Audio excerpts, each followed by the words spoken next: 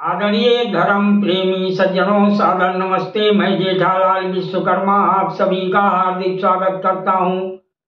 रामायण अयोध्या कांड सर्ग प्रथम। महर्षि वाल्मीकि जी रामायण में आगे कहते हैं कि मामा के घर जाते हुए महात्मा भरत निष्पाप एवं शत्रुओं का हनन करने वाले शत्रुघ्न को भी प्रीति पूर्वक अपने साथ ले गए। भरत जी अपनी ननिहाल में अपने लघु भ्राता शत्रुघ्न सहित सत्कृत होकर रहने लगे। उनके मामा उनसे पुत्रवत स्नेह करते थे।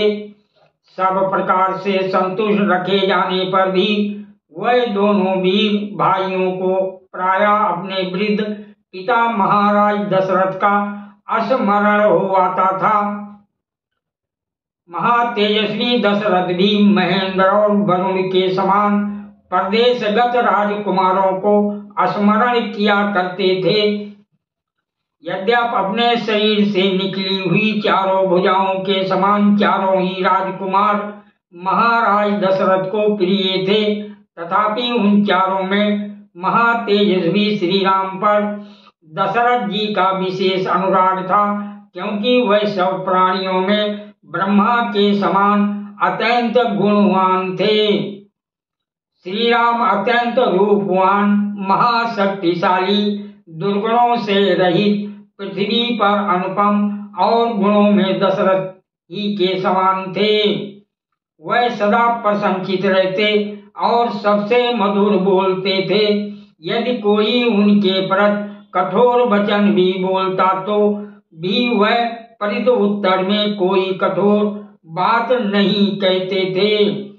श्री राम किसी प्रकार किए गए एक ही उपकार से संतुष्ट हो जाते थे, और किसी ने उनके प्रति सैकड़ों अपकार किए हों तो भी उनका स्मरण न करते थे, उन्हें भूल जाते थे।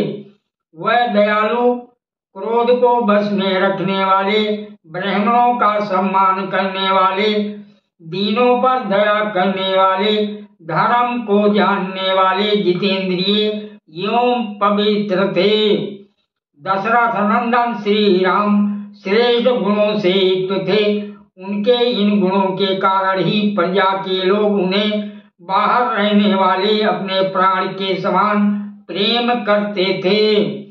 श्री राम सब विद्याओं और ब्रह्मचर्य व्रत में स्नान किए हुए अर्थात विद्या स्नातक और व्रत स्नातक थे।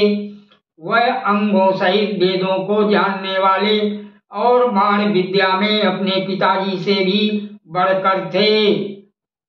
वह धनुर्विद्या विशारदों में श्रेष्ठ थे, अति रथों से पूजित थे, शत्रुओं पर आक्रमण तथा प्रहार करने और सैन्य संचालन में कुशल थे। श्री राम को लोकोत्तर गुणों से विभूषित देखकर महाराज दशरथ जी ने शुभ गुणों से युक्त मंत्रियों के साथ परामर्श कर उन्हें युवराज पद पर अभिषिक्त करने का निश्चय किया।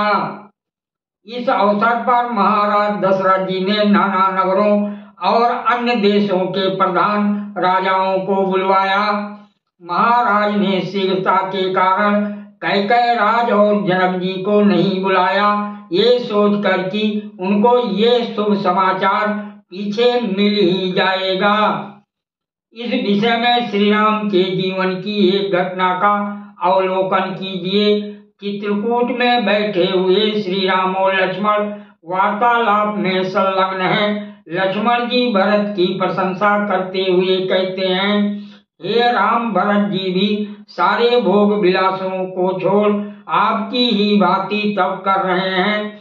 वह भूमि पर सोते हैं, शीतल जल से स्नान करते हैं, परंतु जिसका पति महाराज दशरथ जैसा हो, जिसका पुत्र साधु भरत जैसा हो, वो माता कैकेयी किस प्रकार ऐसे क्रूर स्वभाव की हुई।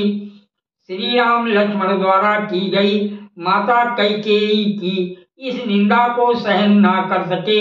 उन्होंने कहा, हे भाई लक्ष्मण, तुम मझली माता कैकेयी की निंदा मत करो, तुम तो इच्छाकुनाथ भरत की ही चर्चा करो।